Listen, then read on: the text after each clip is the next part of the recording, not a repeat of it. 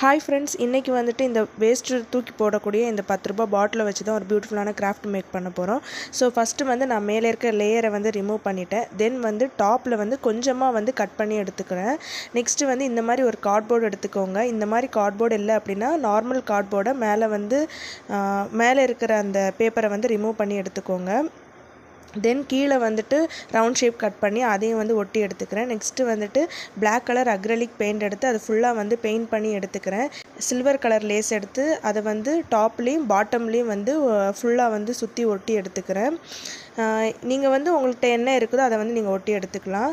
இன்னுமே நான் டெக்கரேட்டிவ்க்காக கொஞ்சமாக தெர்மோகோல் பால்ஸ் எடுத்து அதை ஃபுல்லாக வந்து ஒட்டி எடுத்துக்கிறேன். அந்த பாட்டில் ஃபுல்லாகவே வந்து ஒட்டி எடுத்துக்கிறேன். இந்த மாதிரி தான் இருக்கும் ஃபைனலி.